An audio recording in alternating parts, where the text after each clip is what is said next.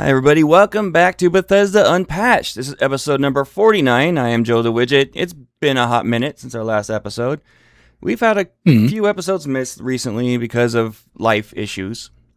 And I am joined, as always, by the Space Trucker Extraordinaire Extreme, which actually prevented him from being able to record last week. Kilo. Yeah. That's because I'm the ultimate Space Trucker Extraordinaire Extreme. Exactly. Extreme Extraordinaire. Yeah. My dispatch thinks so too. So what's up, guys? How's it going? What a week. We do have a massive episode tonight. We have a big main topic, which is, I wish it was better news. I wish it was like, oh yeah, we know exactly when Elder Scrolls 6 is coming out, and here's the new trailer. No, not yet. No. But there was this massive layoffs all over the game industry. It did affect Bethesda and their affiliate studios. But here's the thing, guys. We're not going to be like everyone else going, oh my god, the world is ending, all these layoffs, those poor people. Well, there is a devil's advocate to this. There is the other side of... There's two sides of every story. Yeah. And the other side of the story actually has some good news behind this. We'll get into that. Yep. Then we hit our main topic. We have pretty big news as well that is not about layoffs, mostly. Yeah, we got a few things there. Yeah. And I just want to address all the wonderful and constructive comments to my little solo video last week. I appreciate it. We got a little bit of housekeeping. Yeah. Me and Kilo were on Starfield After Dark yesterday. It was a good time. I completely failed at the game. Yeah. Yep. Yeah, we had a lot of fun. Thank you to Pedro for having us, and it was good to meet Yalmer and Stulior. Yeah, I'm glad you know the names. I don't. Yeah. Yalmer is up my alley. He was the creator of the Falkland Systems mod. And we actually got a little bit of insight into that mod. If we have time at the end when I talk about mods, we can discuss that a little bit. Other than that, I think we just need to get right into the news. We do. Extra, read all about it in the news this week. We have new details emerging from Xbox Positron?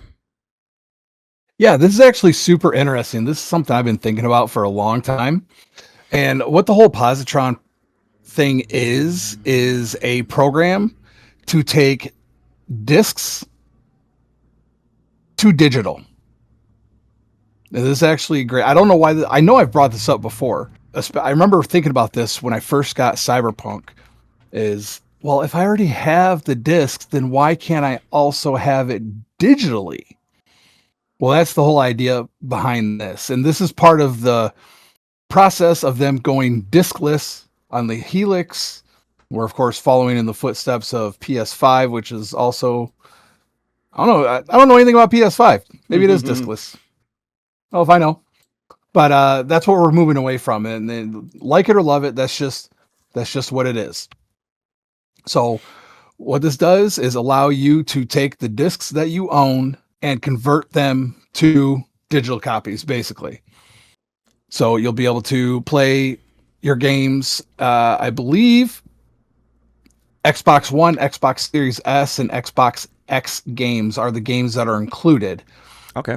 Of course, Xbox 360 discs and older are not happening. Out of luck. But if you have Game Pass, depending on what happens with that, there are quite a few original Xbox games on there that you might be able to play. So that's basically what it is. That's the whole thing. That's good news. I like that. And I don't know why it wasn't a thing yet.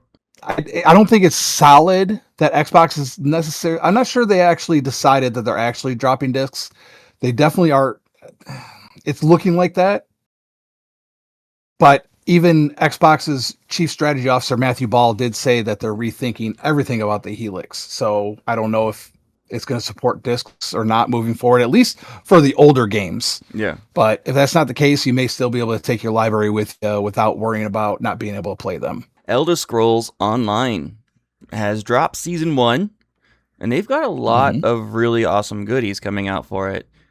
They have the Thieves Guild storyline, which is going to be free to play for everybody, and they're adding new Thieves Guild stories.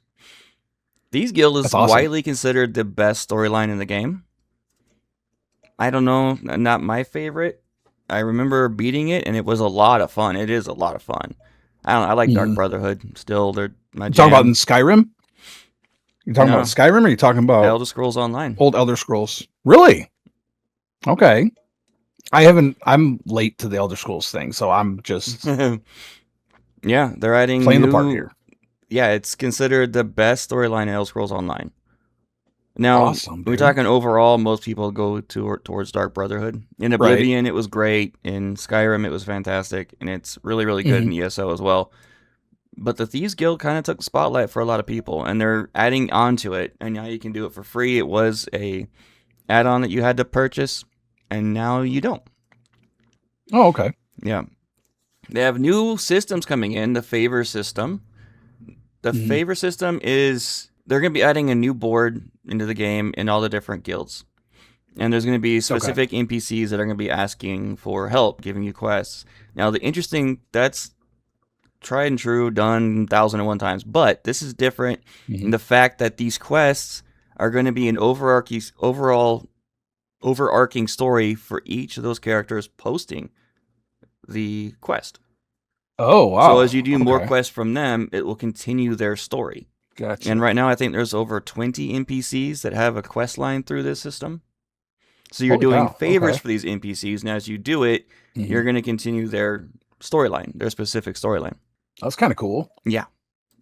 They have dynamic encounters, which they never had in ESO, and I never really understood that. We have like zone encounters, like the dark anchors and things like that come down.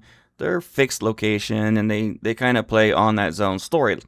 But these dynamic encounters are like what you would find in Skyrim, where you're walking around and something happens out of the blue. It's been happening in Fallout. There's a lot of that happens.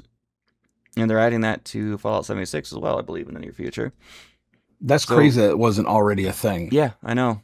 But now it is. They have also coming in the near future, Sheogorath storyline. He's on vacation. Oh, yes. And Sheogorath on vacation. Yeah, and I can't stand that character. He's my favorite divine. I know, everyone says the same thing. He drives me nuts. He's a Lord of Madness, so it makes sense. He drives me mad. So, kaboom. See what you did there. With his Wabbajack. So they're going to get a whole storyline with him. They have new vaults. They have new trials, which is like the raid system for ESO. And a rumors system. So if What's the rumor system? If you like doing puzzles and mysteries in games, this is definitely for you. Okay. You're going to be hearing different little rumors that are going to trigger quests throughout the game through random NPCs. That you're going to get bits and pieces of different rumors from different NPCs to figure out the mystery of these different quests. So it's like you're basically just getting rumors, and you're investigating those rumors to see if there's validity to it, and it's going to a lot of puzzles and things like that to solve to get through the quest. That's cool. I like that kind of stuff. Okay. Yeah. Very cool. That's coming September 21st. And then September 30th through October 14th is the High Seas of Tamriel. They're going on ships out to sea. Oh. Yeah, that might be the one. That might be the one that pulls me back into ESO. Yeah, it looks pretty wicked. They have pirate ship battles, ship to ship, exploring the depths of the ocean, going after sunken treasure troves. It's right up my alley. That sounds really sweet. Yeah. Yeah. There's a little video that they posted about this. I'm going to go ahead and play that. Okay. Let's check it out. Link in a new tab.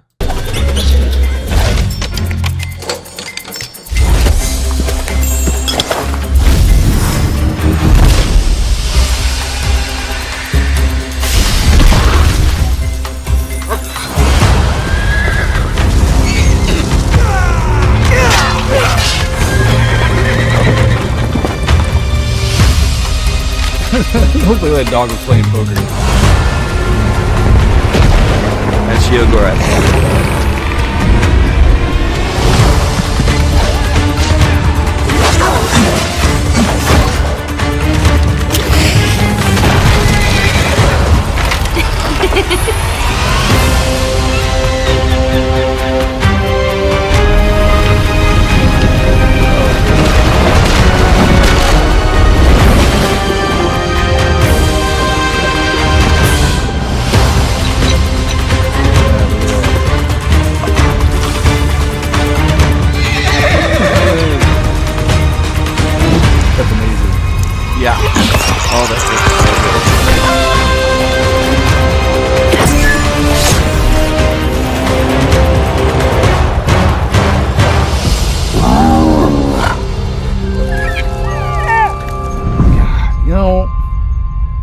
I'm gonna have to.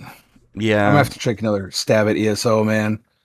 it's worth it. I got to figure out how to get past that spot where I keep getting hung up, dude, because that just looks so cool. That looks so much fun. That game is wicked, and they keep adding so much to it. It's a little daunting at first, but once you get past the learning experience of the game, which they do a pretty good job of helping you learn it without making it too much hands-on or hand-holding. Once you get past that, the world is open to do whatever you want to do. I've never seen outside of the dungeon. Yeah. Every time I go, it's fucking suck. You'll get there. Bitch. All right. It'll happen. I'll get there. That So we got a hyena new... mount is awesome, by the way. Oh, the hyena? Okay. I want. Well, Anyway. you got like all the mounts, don't you? No. You got like all of them. No? I don't even I have thought you a like quarter collected of them. all of them. No, I thought you had more than that. Slacker, I guess. I don't know. We got some new Fallout stuff coming in 2027. It's been confirmed. This is not a game, however. This is on the Bethesda Gear Store. We got a couple of new statues from Dark Horse coming out.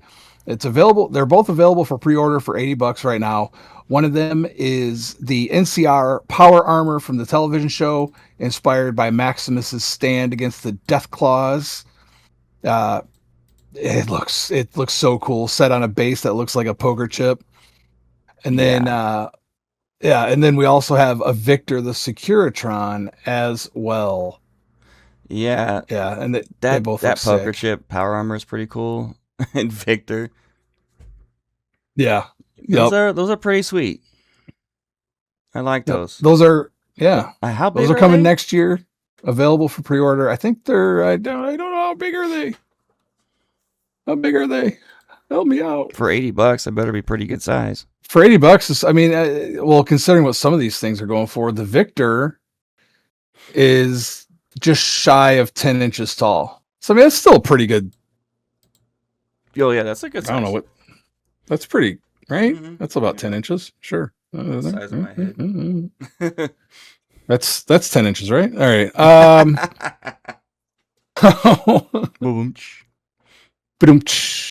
So that's super cool. I'm looking forward. I got to get me some. I got Dungeons and Dragons and Tom Clancy, and I need to get some more Fallout stuff over here. Behind me, so I can get little knickknacks like that. See? Exactly. Exactly. You do have to. So, all right, we're going to kind of get into a little bit about what's going on, because there's a lot of questions. There's a lot of uncertainty. This is the news segment. We will be talking about the layoffs and Bethesda and the quote unquote bloodbath and everything that's happening right now with the Xbox reset. We're going to get into that. So right now we're just going to talk the games. And right now, what Bethesda is going to be doing is focusing on the biggest franchises. This is Fallout, Elder Scrolls, Doom, Wolfenstein, and Quake. Those are the big ones happening right now. Marvel's Blade is currently safe. Jörg Gustafsson, who is the director over at, I believe, Machine Games or id Software, somebody correct me, but he is taking over as the man in charge of Arcane. There's a lot of stuff, even intercompany, that is happening right now. And it's all in an effort to make processes more efficient and to put these games out with the quality that they deserve and in a time that is reasonable. Yes. In theory. Yes. Wolfenstein 3, still in the works. Confirmed, still in the works. The Wolfenstein TV show, confirmed, still in development. We do have some of these things that are still happening. Doom, obviously, we just got Revelations with Doom, which is very well received. It's extremely highly rated on Steam right now. Stuff is still happening. There are many things that we have questions about. We're going to get into that. Yeah, I don't know how much I can talk about without just getting right into the main topic. So you just want to get into it? Yeah. Let's go ahead and dive into have this. Anything to add? Okay. No, because I got a lot to say about the main topic. Okay, let's go. Main topic. As we know, this is if you've been living underneath a rock, what's happening is Microsoft is basically executing their big restructure at the moment. And what that entails, like everyone was pre-warned, that there's going to be layoffs and there's going to be studio closures. There's only been a couple studio closures, but there's been a large amount of layoffs. And there is two sides of everything. Most people are going around saying, oh my God, it's the end of gaming. All the games that we love are not going to happen. And if it's in the case of like Obsidian, which I did a lot of reading on this particular case, they were making Avowed 2. Now, Avowed 1 failed. By the numbers, it did not do well. So Microsoft looked at it like, why do we want Avowed 2 if Avowed 1 was poorly received? Instead, Microsoft is now telling Obsidian, instead of doing Avowed 2, you're going to instead focus on a new Fallout game. That's really good news for us. We're big Bethesda fans and loved, for those of you who don't know, Obsidian was a maker of New Vegas. Now, and the killer about that, I just want to throw this in there, is that this new Fallout game, which is unconfirmed as far as what it is it Fallout 5? Is it a Fallout New Vegas sequel? We don't know those I can tell you answers yet. However, Josh Sawyer, the director of Fallout New Vegas, is at the head of this new Fallout game, whatever it is. I'm willing to bet it's going to be Fallout New Vegas 2, or something along those veins, or something similar to it. Mm-hmm. It's not going to be Fallout 5. We already know that the head studio, Bethesda is making that game. Unless Microsoft is pushing that onto a different studio, which in my mind I cannot picture any reason why they would do that, it wouldn't be Fallout 5. I'm like 99% sure it's going to be along the veins of like a New Vegas 2. Because that game was a huge success. Widget, I got a question from our audience here I want to jump in with real quick. This is Louis W. East. He says, how much of these layoffs are actually about AI and automation versus the gaming industry correcting after the pandemic hiring boom? That's a great question. I know a lot of people have been thinking about this and concerned about it. Microsoft has already confirmed several times that AI will only be used in the boring jobs, which is basically data sheets and number crunching. They said many times that their artists, the artwork and assets and game design and code will all be done by human.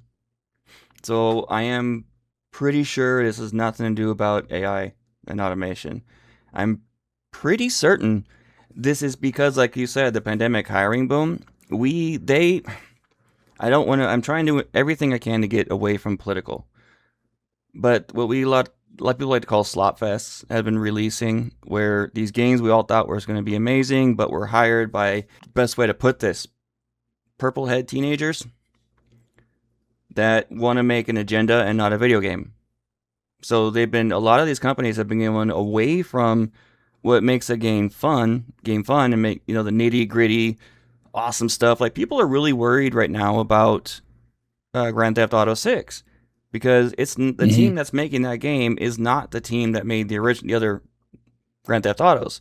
They're in fact the same kind of people who made like Avowed and various other games that have failed. A certain demographic of people. That's all I'm going to say about that. So what's happening is definitely a massive restructure. Microsoft is getting with the heads of each studio saying, okay, what people have a bad employee record? Like, are they late all the time? Do they meet their deadlines? Do they have this? And do they have a good review? If they don't meet these criteria, they're axed. Just like that person with 27 years in the company. We don't know why they let her off. It could have been because she hasn't been performing at work. Been writing on the fact she's with a union for 27 years, so thinks she can just do nothing and get away with it. We don't know that for sure. I'm not saying that's the case, but a lot of they could have even offered her a severance package just as a means. Like, you've been here a long time, we'll give you your retirement. She probably makes as much as 3 designers because of her 27-year tenure. So they can put 3 people... we don't know the circumstances behind who was chosen. This is trimming the fat. This is actually a very good thing. I mean, it sucks for people who lost their job. I really feel for them on that end. But as from a standpoint of a gamer, this is going to be better for us. This is going to give us much better focus games that we want, not what they want to show us. And this thousands of games that are just slot fests that no one wants to play anymore. There's been a lot of that. Let me ask, I'm going ahead. We'll just kind of banter back. But I had a question because we know that ZeniMax Studios laid off, it looks like 213 employees, 73% of their workforce over there.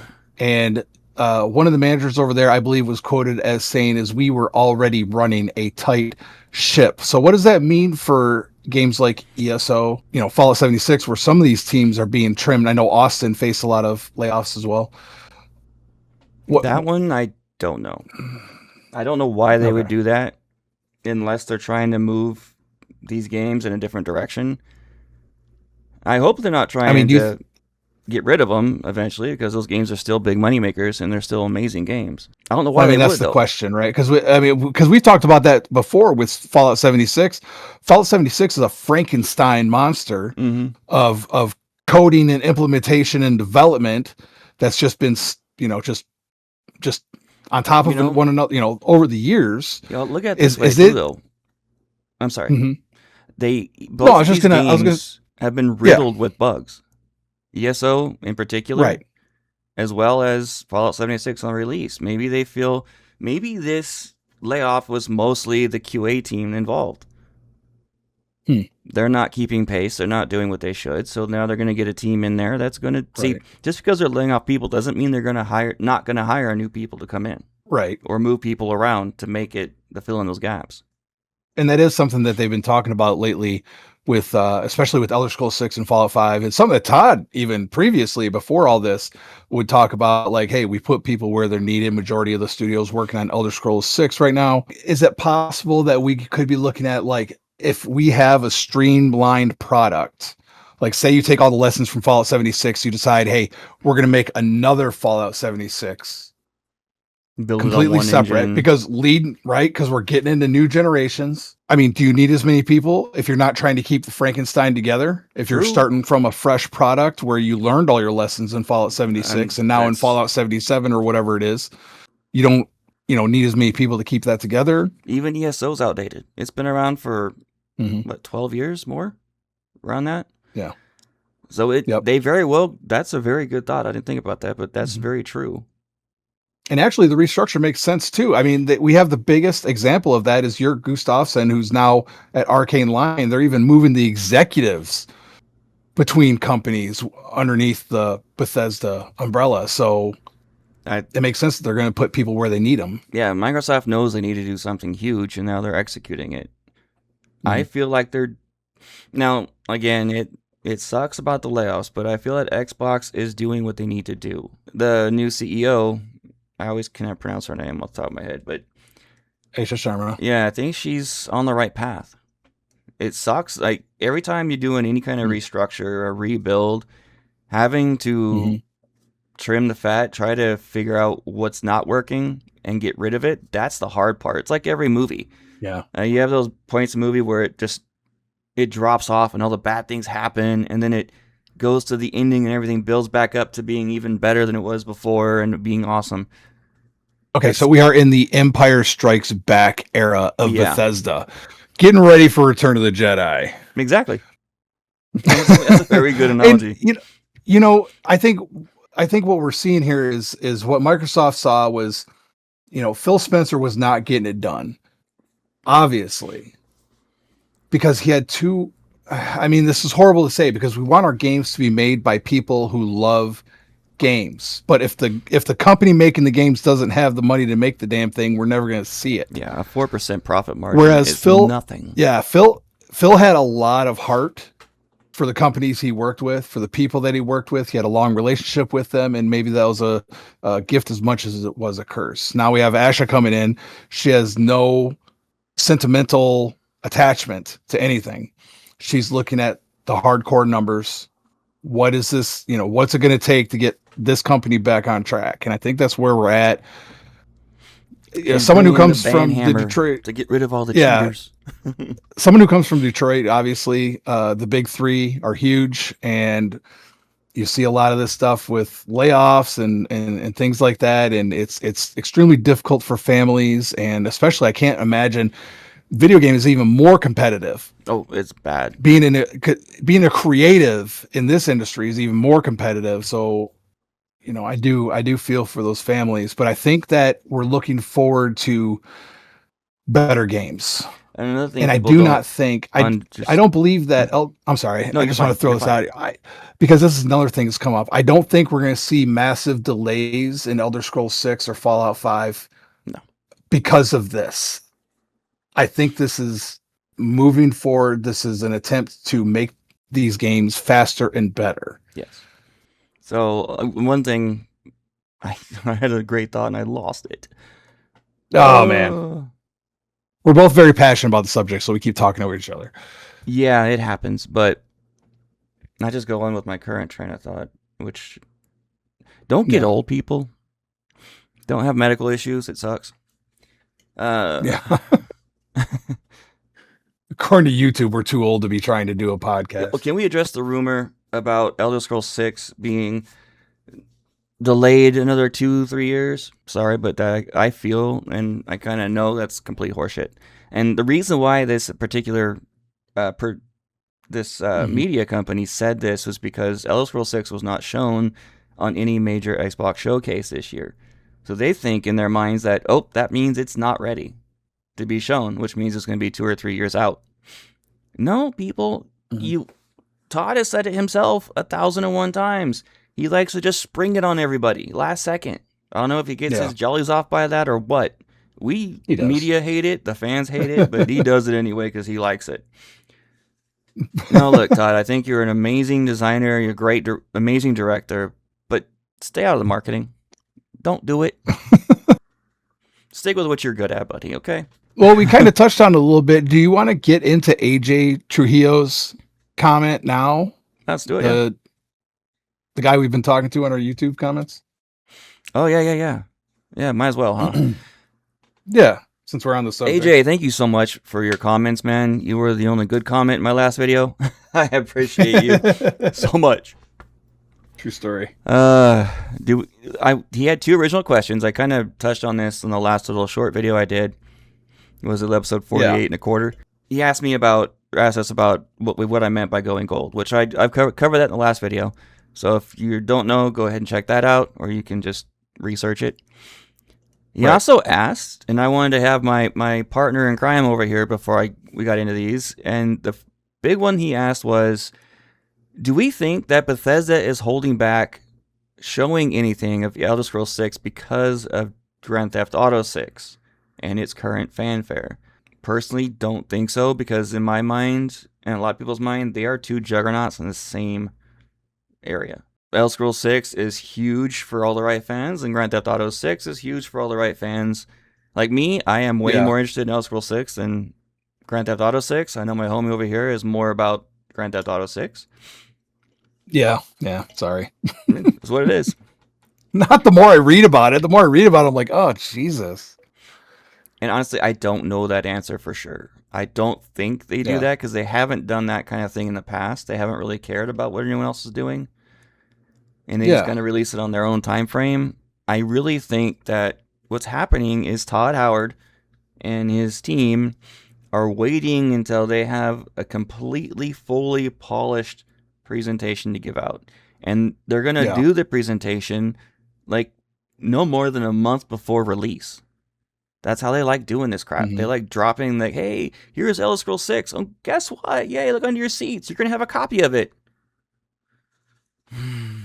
Well, I don't think that's necessary. I don't know if that's going to be the case anymore, Joe. I hope not. With this restructure, with everything that's happening right now, God, I hope so. Asha Sharma doesn't like that idea, she's going to push back on that. She's going to want to she wants people hyped up. And we know it's going to be Xbox exclusive, at least a timed exclusive. Yeah, it will be for a little bit. Xbox PC. Yeah. So especially with the, console sales down, if you can sell a console by saying, hey, here's this finally ESO, or Elder Scrolls 6 is coming out. If that pushes some consoles, they'll do it. Oh, hell yeah. So, and they know that it's going to. We have to see how it shakes out. But it could be honestly, I don't think it, now that I think about it, it could be the Xbox executive telling Bethesda to hold off because of Grand Theft Auto. Because they don't want two. They're both huge juggernauts happening at the same time. Maybe. They'll take away from one or the other. So they might be telling Elder Scrolls to wait until Grand Theft Auto 6 has died down, or the fanfare has died down a little bit, and then just like continue that huge hype train. But we've seen big companies putting out big games around the holidays at the same time. True. Very true. I mean, I get the logic behind possibly wanting to hold back on that, but I don't know if that's necessarily what's going to happen. I need to try to dig with my contacts and be like, hey, what's the word on this, guys? Is this true? Yeah, so we can figure out. And the next comment that next comment that AJ left us, Trujillo, haha, I know I said that right, 21. He said, hey, thanks so much for addressing my comment. Looking forward to the next episode. I think we all deserve some answers on ES6. Yes, sir. From Bethesda themselves. Yes, sir. I don't understand their strategy of absolute silence while they let people's expectations run rampant and grow into unrealistic proportions for so long. Exactly. We talked about that before. Mm-hmm. It's like they're shooting themselves in the foot. Yeah. It honestly just leaves people more anxious, not knowing what to expect, and has done them a lot more harm than good in the long run. Because look at Starfield. People were getting their and I think that's the mentality behind, hey, let's just keep it on the hush hush until, I think that's the mentality behind that. But it comes from a place of people getting too hyped up and building these unreal expectations. Unreal expectations, yeah. And then when the game doesn't meet those unreal expectations, then they want to, spend 3 years trashing Starfield. And to where it becomes the new popular thing to do is to bash Bethesda. Yeah. Oh, he asked that one more question on the original, though. He did ask us what our predictions were going to be for a new trailer or a showcase for Elder Scrolls 6. Yeah. I got nothing. What do you got? I still am firm that it's going to be before the end of this year. Think so? Mm-hmm. What do we got left? They've got the Game Awards later this year. What else do we got? There's a couple of opportunities I think they have. They may just do something on their own terms, their own time. Be like, hey, guys, we're doing a little surprise showcase, and here's what it is. Here's Elder Scrolls 6. You know what they should do? I think would actually be brilliant. Bethesda, you can credit me on this. I think that they should start with the Elder Scrolls, like the Roman numerals. Like one day it'll just say 1 on their socials, and the next day it'll be a picture of the Roman numeral 2, and the next day 3, and then 4. A little image of the games that were tied to those Roman numerals, and then eventually hit 6. There you go. Yeah, and then you hit 6. Hey, but that's a high rush for your marketing. Yeah, we got you, man. We got do this. A show for you guys. You can pay us to do this show. Seriously, make me a beta tester for Elder Scrolls 6. I'll sign all NDAs you want. I will not say a peep about it on the air. Right. I just want to play the game. AJ goes on to say, but if they are truly in gold process, then hopefully we see something soon. We're just talking about that. I want to ask how you seem so confident that they are in gold process. But I understand you wanting to protect your source. I just hope they got that you and your source are right. The wait's been excruciating. Yeah. Even if they aren't ready for release next year, they should tell us something. One little bit of serious info can keep the fan base fed for a year and help set more realistic expectations going into the public marketing release cycle. 100%. Yeah. I used to work in the game industry for quite a few years. So I learned how it works, how the game projects work. And yeah, still know some people. I have on good source that they're in the gold phase right now, and they have been for a little bit. And we also know that Bethesda is fully aware that they need to knock this one out the damn park. It very well could be like, okay, so we think we did. Yeah. They might have done some outside testing to get opinions, and it wasn't exactly what people were wanting. So they're going to go back and they're going to fix some things, which can break other things. And they want to make this game perfect. Right? The game is fully playable. We already know this. People have verified this. They're just polishing it, and they're going to make it into something that will blow Skyrim out of the water. That is my full hope. That's what they got to do. That's my faith. We talked about that a couple weeks ago. That's what we're talking about. Is this has to be a Skyrim replacer. This has to be for Skyrim what Skyrim was for Oblivion. which will make me lose myself in that game for years to come. That's what I want. Yeah, pretty much. That's what I want. That's what we all want. Oh, I remembered what I was going to say earlier that I forgot. Most of the game industry is through contract. The vast majority of the employee that people are actually employed by these studios are either management or QA. Your designers, your programmers, your artists, a lot of them are contract basis. So a lot of these layoffs were mostly them terminating contracts. For people who had a contract almost up, so instead of renewing, they let go. I look at it from that way. That makes a lot more sense. And when I was in the industry, that's what I was. When I was contract, that's why I don't do it. It's not easy. Yeah. I'm a family man. I got to support a family. Absolutely, man. 100%. Moving forward into the future, again, we don't know. We know that they're going to focus on the big five for Bethesda, and that's Quake, Wolfenstein, Doom, Fallout, Elder Scrolls. Starfield is up in the air. It's unconfirmed one way or the other about where that's going, but considering the money that Fallout and Elder Scrolls made, that's Starfield, unfortunately, is just not a priority, at least at this point, until they get a better footing and a plan moving forward. It's going to be a while before they try any more experiments. Yeah, they got... So Starfield's not in that list of their priorities at the moment, like you said. Elder Scrolls and Fallout most definitely is. With the hype with Fallout, that's definitely something that they're highly concerned about, and that being Xbox. Bethesda themselves, they always have done it one project at a time, and they've used to be very consistent in their time frame, every 4 years or so, but now, no. Ever since COVID, it just all went to hell. Yep.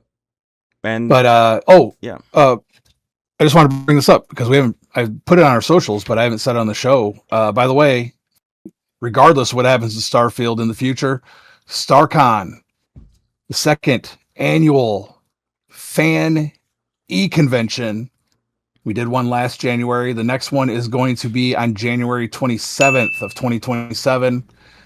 And it's already in the works. We're going to be panelists again, right? Yes. I wonder if we should do the same thing we did last time. Well, I don't know, because we had some conversations about what we might be doing with Pedro, if you remember. No. Talking to certain people. Yeah. So we'll see what happens. Yeah, I get that. We already got some cool confirmations from things, and Pedro's working on a lot of stuff, and my understanding is it will not be a Zoom meeting this time. Good. So hopefully, I don't know with whatever program he works with After Dark. I don't know if that's a possibility. It's similar to Zoom, but different. So that's all we got, I guess, for the main topic. Yeah, if you guys, we are always welcome to continue this conversation. We just ask that you keep your comments, civil. Constructive criticism is always welcome. Whether you agree with us or not, we like to hear your comments about it. Yeah. And we love continuing this conversation. If you guys want to throw some comments in this video on our Discord, do it. We'll tell you how to find that if you don't know already. So, let's get into some gameplay. What the hell are we going to do? A little gameplay? Yeah, okay. I have very little, but okay. Let's get into it. It's time for our gameplay of the week.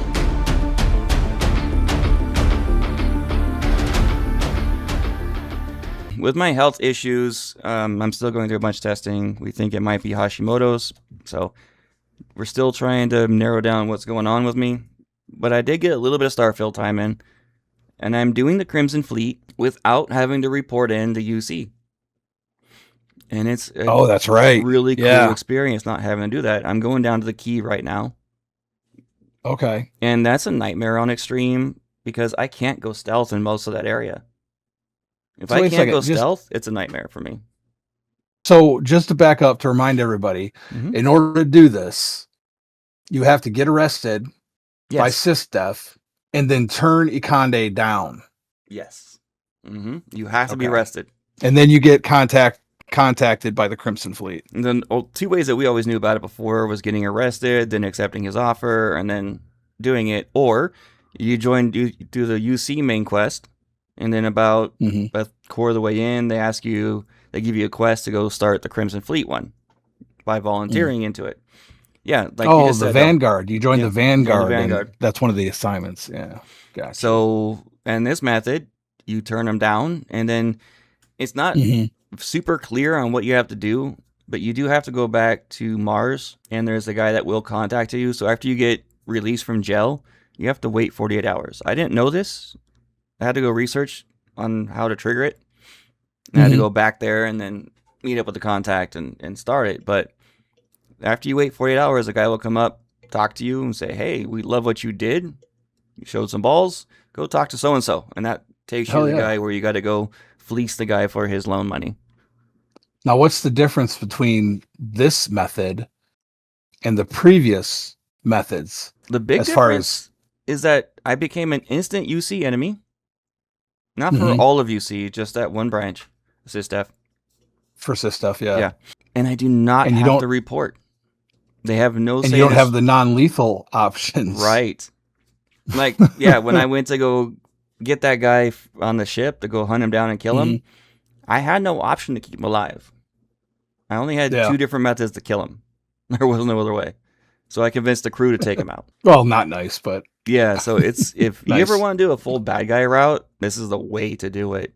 I wish when I played my bad guy playthrough a while back that I would have known about this. And I will throw out there as well, if you're going to do this, there's a great mod that I use, and it's called Leave No Witnesses. And what it does is when you're in space combat, as long as you destroy all of the ships in the area, you'll get no bounty because there's no witnesses to tell you. The AI enhancer that I use is great too. That mod is fantastic. I'll have to check that one out. Yeah. What it does is it takes each, like Varun, Crimson Fleet, Spacers, each faction has a different way on how they react. Whether they're going to be standing and fighting, whether they're going to be splitting earlier. Like Spacers are just a ragtag group, so they're going to be unorganized all over the place. Right. Crimson Fleet's more likely organized, and they're in your face. They do not back down. That's really cool. I love the sound of that. Very awesome. It makes things a lot more interesting. I had it down packed, like certain point of POIs that I knew where every enemy was. I did them so much. Now I don't. Yeah. I've been surprised a few dozen times. That's awesome. Yeah. Hence the immersive part. Oh, and bosses can be secret Starborn. Oh, really? Oh, that's cool. I love that. Yeah, it's pretty wild. It's definitely a fun one to do. I wanted to Speaking redo of Starborn, Escape again. I love that one so much. That is such a good one. But yeah, if I do Crimson Fleet, I'm going to be hitting up my favorite faction. My brain, I swear. Not like I haven't been playing this game for a year and a half now solid. The company that I love. Ryujin? Ryujin, thank you. What the heck?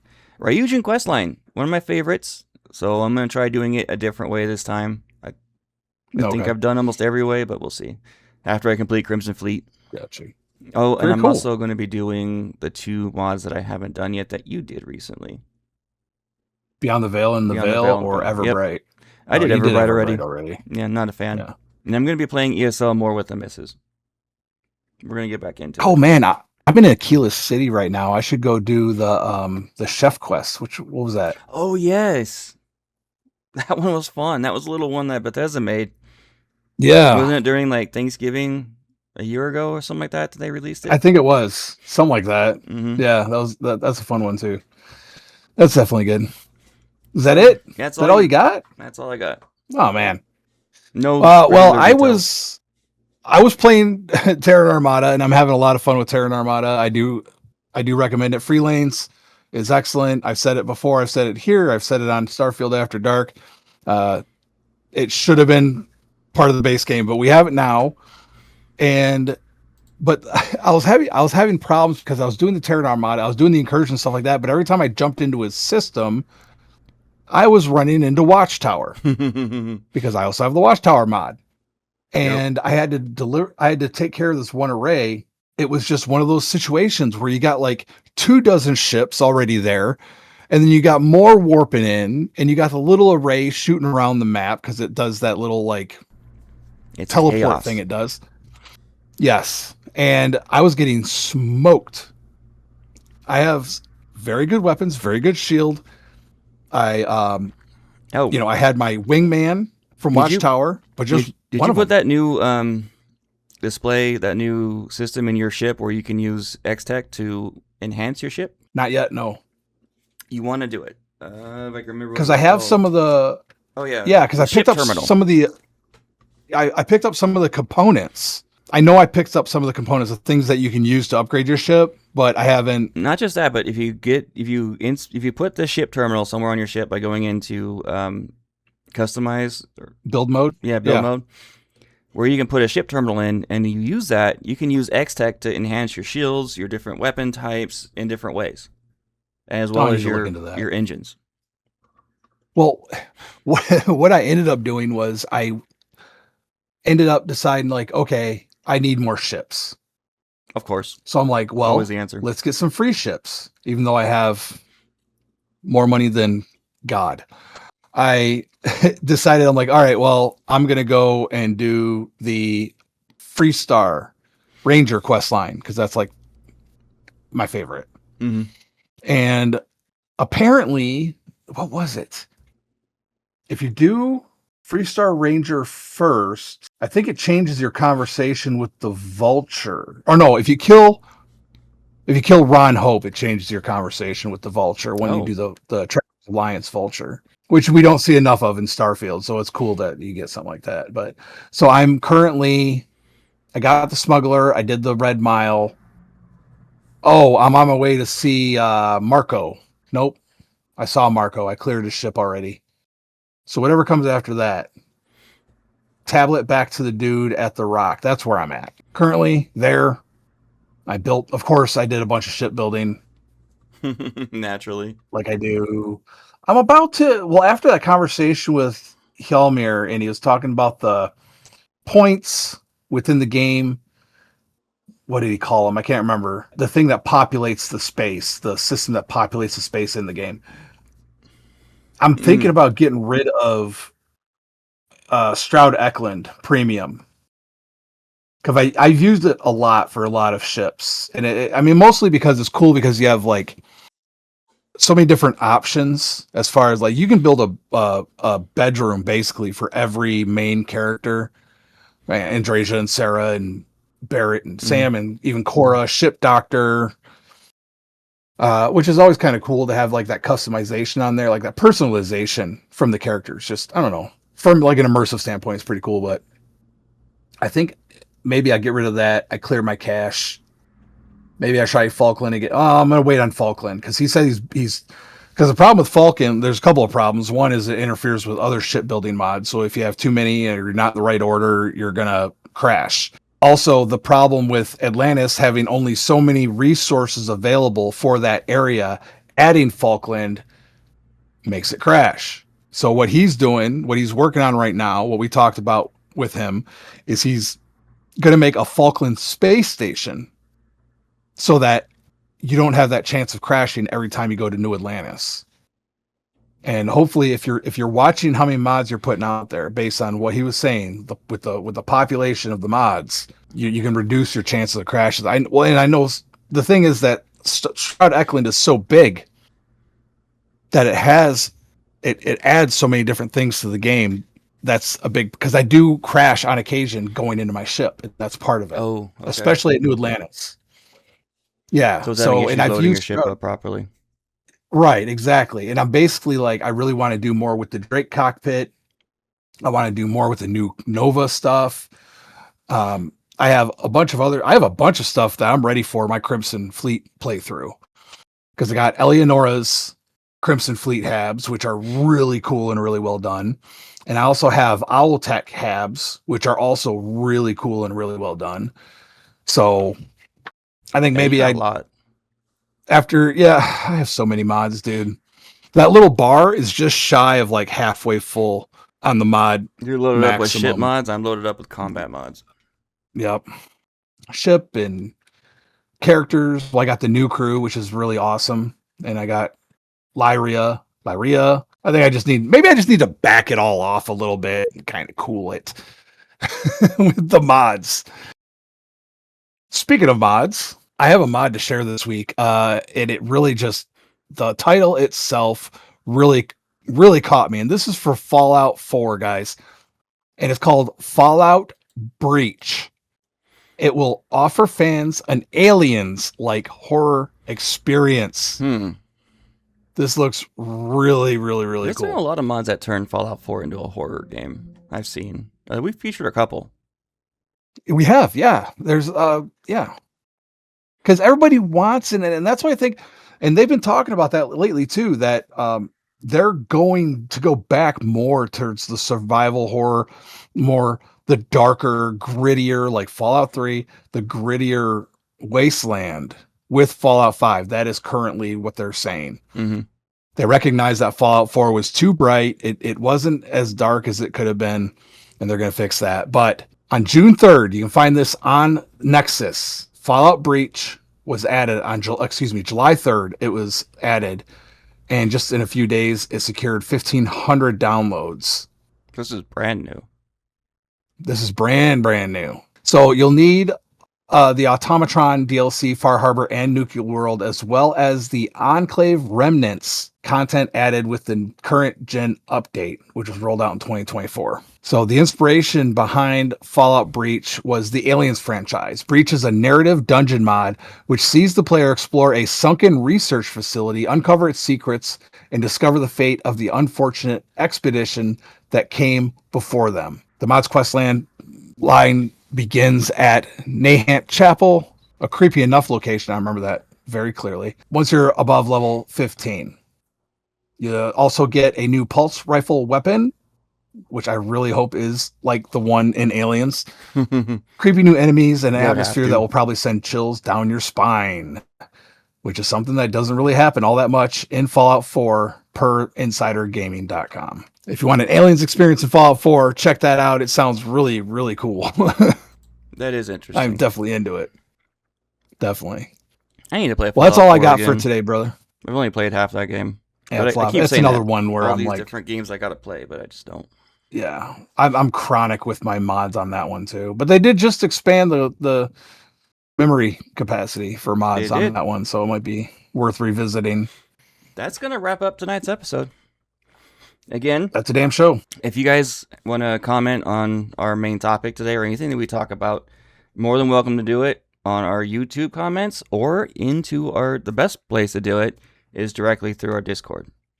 So how can they find that?